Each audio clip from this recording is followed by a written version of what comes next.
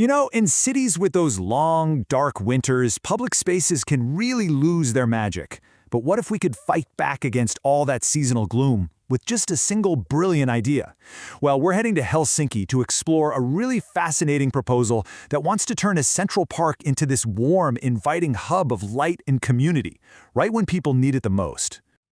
All right, so first things first, let's really dig into the problem. In the heart of Helsinki, there's this beautiful park, but as winter takes hold, it faces a pretty unique challenge that's all about the season itself. I mean, this image really says it all, doesn't it? What is a bustling green space during the day just totally transforms when that long Nordic winter rolls in.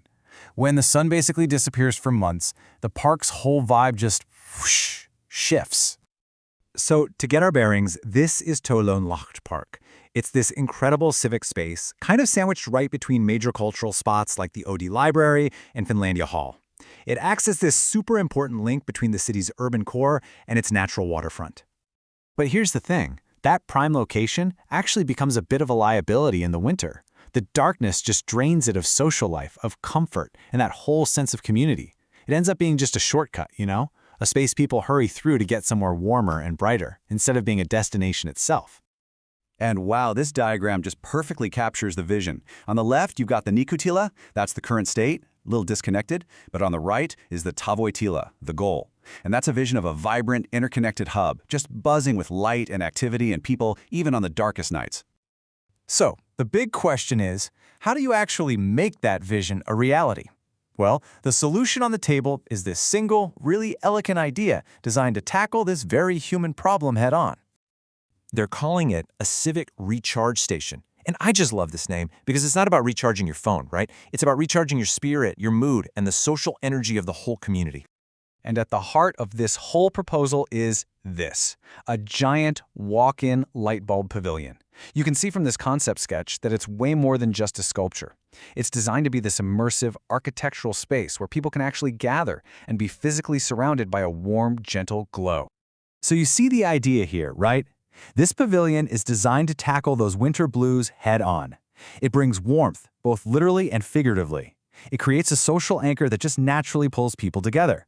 It offers a shared experience against the cold, and it provides this cozy little refuge right in the middle of a big, open park. And the function? It's just beautifully simple but so powerful. It's a direct physical response to the lack of daylight.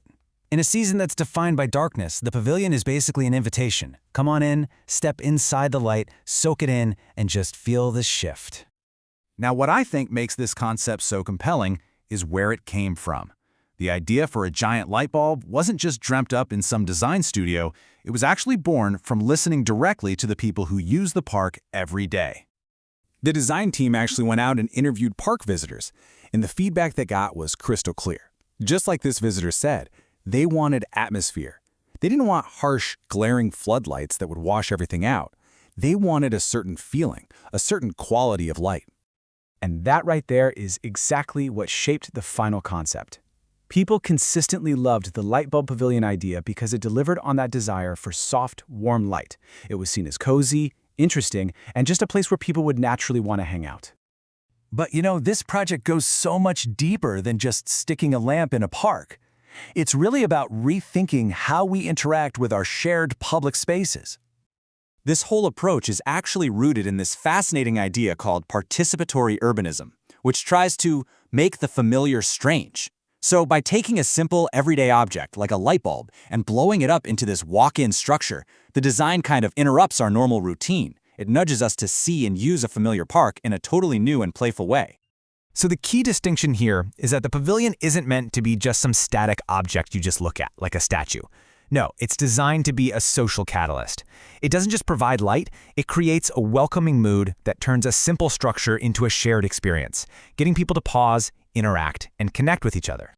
And it gets even cleverer. Playing on the whole light bulb equals ideas thing, the pavilion also becomes a tool for democratic design. Visitors are encouraged to come up with their own ideas for the city, and they can scan a QR code right there on the pavilion to upload their sketches and notes directly to the city's planning department. It's just a brilliant way to keep that urban dialogue going.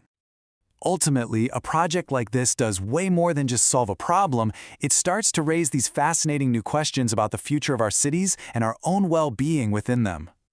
See, a project like this isn't really an endpoint. It's more like a starting point for research. It pushes us to ask some really important questions. Does this kind of light actually improve people's moods? Does it make them feel safer and want to stay longer? And maybe most importantly, how can we design our cities to better support us through these challenging seasons? And that leaves us with this final, powerful question to chew on. The light bulb pavilion is so much more than a beautiful concept. It's a probe into the future of urban life.